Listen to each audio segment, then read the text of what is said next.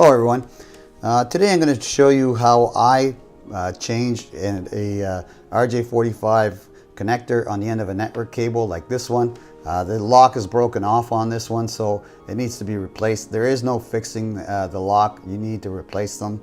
So it's the same procedure as putting a new end on the cable, but basically I'll show you how my procedure for doing this, and I've got one custom tool right here to do this job with, and that's why I'm making this video, because basically this tool that I've configured here works beautifully. So what do I have? I got a crimping tool. You cannot do this job without a crimping tool. You need an RJ45 crimping tool to replace the ends. There's no way around that. Need it. This is a testing tool, a cable testing tool. It's just a simple one. No big deal there. And you can get a network repair kit for about $15 that has a much better tester than this one, an equally good crimping tool, and I think it comes with 100 ends as well for under 15 bucks, or for about $15 on Amazon. Pretty good deal. So I'll link to that in the video description below. But why I'm doing this video is because I've seen a few of these cable replacement videos, and they don't go into a lot of detail as to how to do it, and they actually, though they're perfectly good, they don't do it the same way I do them. So I'm going to show you how I do them, and hopefully that makes your life a little easier and better. So next, let's go take a look at the cables and what's involved. All right, here's my patch cable, and there is a coded way of putting the wires into a patch cable. So before you cut the end off, make sure you look at it and figure out which code you're working with. Now, there's two different configurations. This configuration that you see here is the T586B configuration, and I will put a picture of that here in the video. And there's one other configuration called the T586A configuration. I find the T586B configuration to be the most popular, though, the one I run across the most. Most of my wires have the T586B, but you need to confirm whether you have that or you have the T586A configuration. Why? Because both ends need to have the same configuration. You can't mix and match. So if you have a T586A configuration on one end of the cable, you need a T586A configuration on the other end of the cable, and the same with the T586B configuration. Now, I've run across cables that are put together by somebody who didn't follow either one of those configurations, but basically made the cable work, and in those situations I cut both ends of the cable off and go with the right one, and usually for me that's the T586B. But it's up to you. Now, the ends are, like I said, 4.5 cents each, 5 cents a piece. So if you need to cut both ends off, do so. Now, in order to tell which one you have, a quick rule of thumb is look for the colors on the very left of the plug with the contacts facing you. If you see the orange cables on the left, then you've got a T586B configuration. And if you see the green cables on the left, then you have a T586A configuration. Okay, so that's enough of that jargon, but you need to know what these configurations are so that you get your color coding on those wires correct.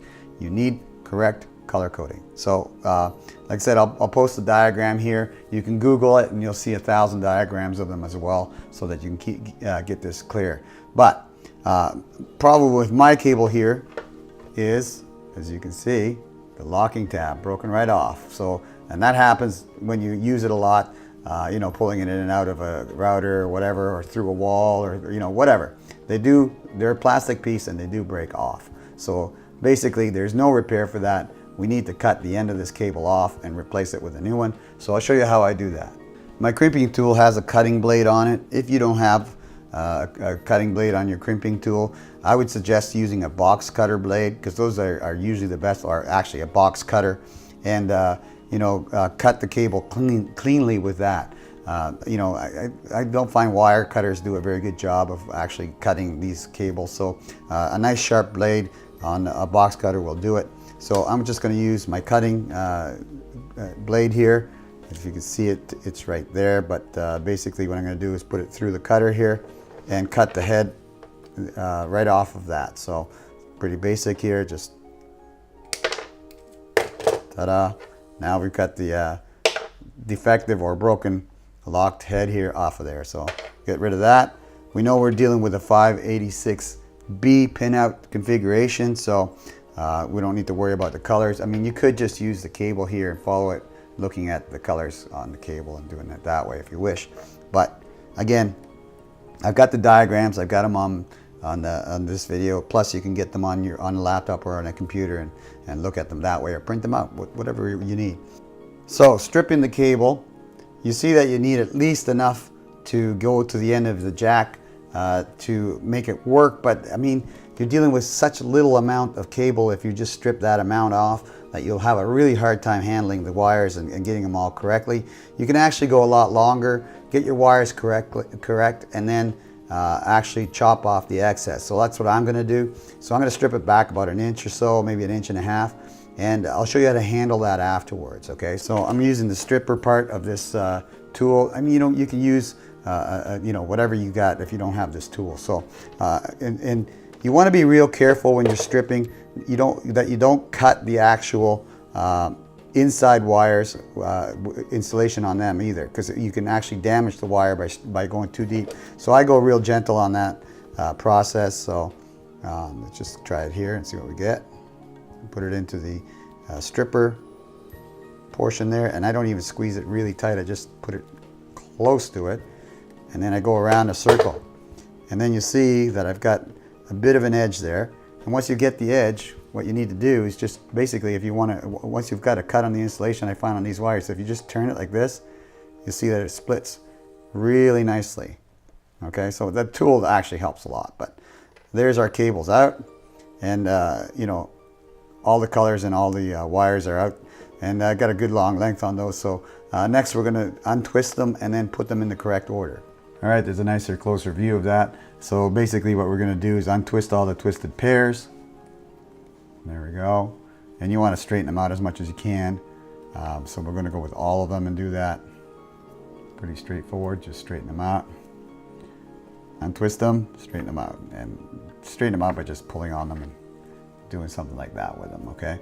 So again, same procedure, all of them. Then we're going to put the coating, the 586B pinout configuration or color code on it, and then slip it into the jack. But you want to get these as untwisted as possible and as nice and straight as possible as well, because then that just makes them easier to work with. So there we go on. There we go. Get them nice and straight. So just work with them, get them like that. And now we got to get these color codes correctly done. So in my case, I'm dealing with a T586B configuration, which is basically orange, white on the outside, orange, and I'm starting from the left. So orange, white on the outside left, orange, and the next one is going to be striped green, so white and green. So we'll do that one next. And you can see how that starts to get a little confusing there. So just take it and get it right. You got the white and green now. Then after the white and green, you go to the, you'd think it would be green, but no. The next one is solid blue. Again, this is a 586B. The 586A is a little different. So whatever you're dealing with, use that. All right. There's the blue, solid blue. So I've got the orange, the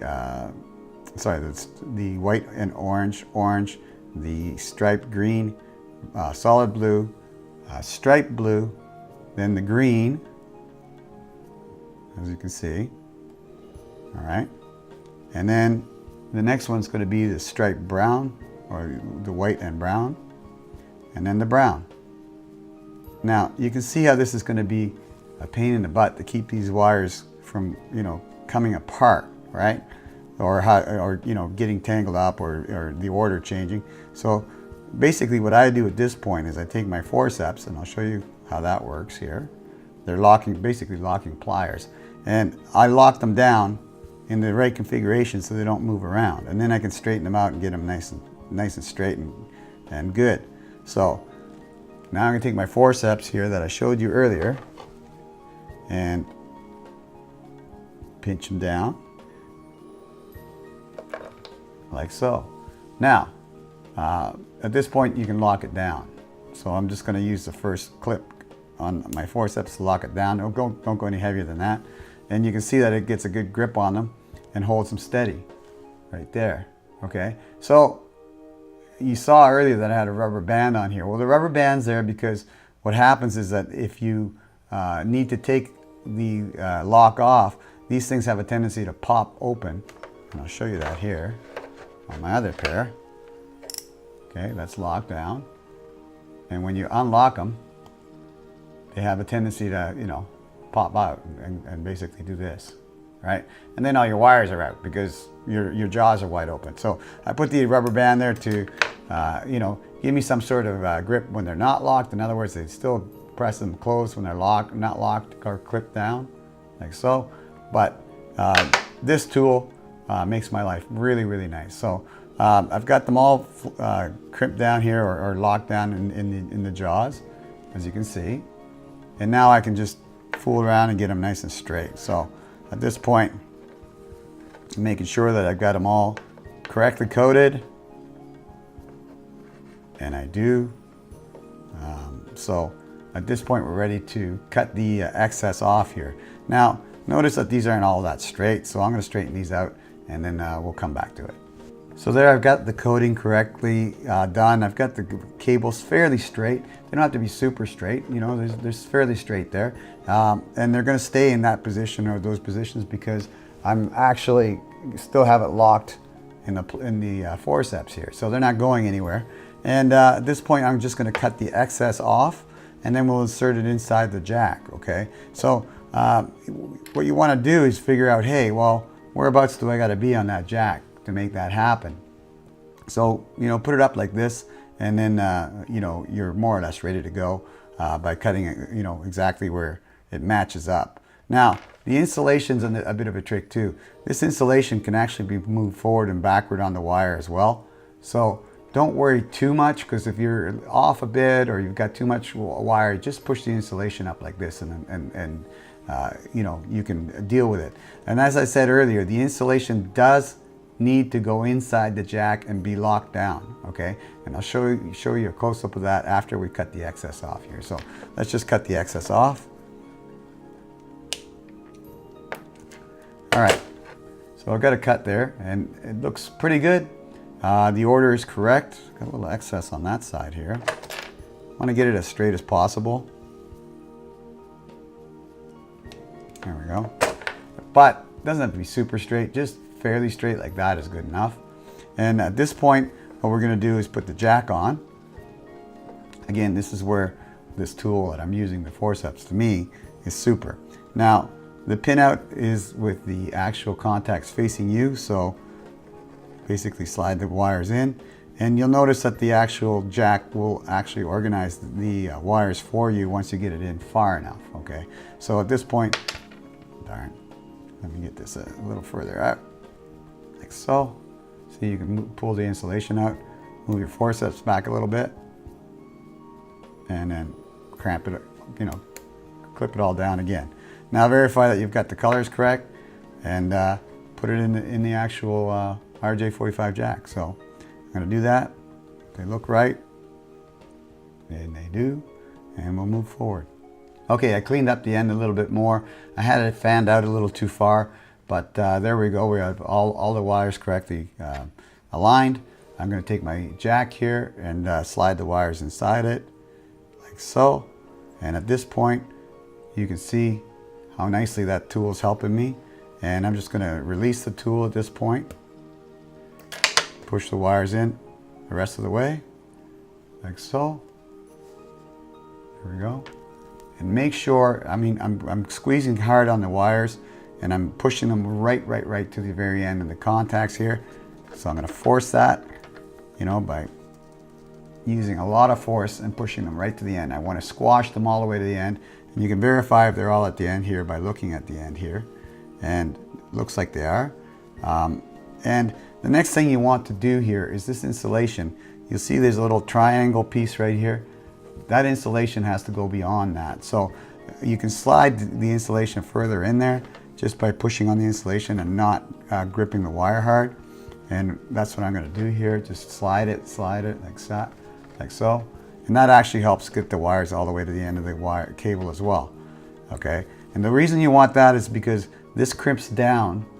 This crimps down on the actual insulation and the wires and holds it all together. I'll show you a bad example of this or this done wrong. And that's this wire here. You can see where they didn't put the insulation into the cable and the wires are just hanging out there. Well, what's going to happen with that wire is that those cables are eventually going to break right at that point, and the insulation is not doing them any good. So you want that insulation inside the actual RJ45 connector like that, real nice and far. Eventually you get to a point where it stops, and then you're ready to crimp the wire. So at this point we're ready to crimp that wire, so that's what we're going to do next. I've checked the wire.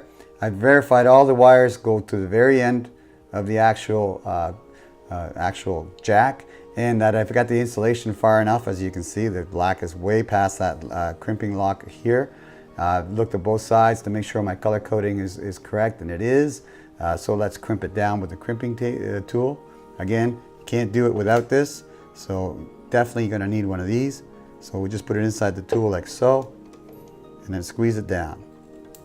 And give it a good squeeze. Don't worry about crushing it, you won't hurt it. So, you know, good hard squeeze on it. And then test it to see if you can pull it out. And obviously I can't. At this point, we've got a good cable crimped down nicely. Make sure all your contacts are nice and flush, and they are. And next we test the cable with our little tester. So we're gonna do that. Notice that I now have a nice lock on that cable that I didn't used to. And you know, I've got a good purchase on the actual insulation. I can't pull the insulation out of that jack, so that's perfect. That's just the way you want it, just like that. Now we'll test it, put it into our little cable tester. Like I said, I can get you all these tools in a single kit for 15 bucks. So, and the tester will be better than the one I have here. So I've got both ends of the cable in the tester. Let's put it on basically manual here, or actually auto. There we go. So we're going to check the pin out, and it should be straight across, 1 to 1, 2 to 2, so on and so forth. I'll go and do that now, 1 by 1. And as you can see, it's perfect, all the way to 8. When you get to G, if you're not using a grounded cable, then you'll get an error like I'm getting here. This is not a grounded cable. Most of mine aren't. So if you do have a grounded cable, this Belkin tester will test that, but you don't need to get crazy about it, just as long as you get all 8 pins directly to each other. If this is cross-wired in some way, these lights will not be parallel to each other. So your tester may be slightly different, but the operation is more or less the same. So we know we've got a perfect cable. We know we've got it set up correctly. I'll put a picture here of the 2 pin-out configurations, the T586A and T586B for you, so you can reference that as well. And basically, those are my tips and tricks on how to actually connect or create a RJ45 connection on a CAT5 cable. Oh, one more thing too. If you want to know what kind of cable you have, it's actually written on the actual cable. So let's see if I can show you this. It's kind of twisted, but it's printed right on the cable. So let me zoom in. All right, here's the printing on the cable. As you can see here, you can read it right off the cable. And it says UTP, which means unshielded twisted pair. I don't know what ETL is. ETL verified to TIA. And then it says EIA. 586B to category 580T. Like I said, there's your connector right there, the 586B configuration, which is what I did confirm with the colors. But you know, you could have read the cable, but I like to look at the wires and the colors.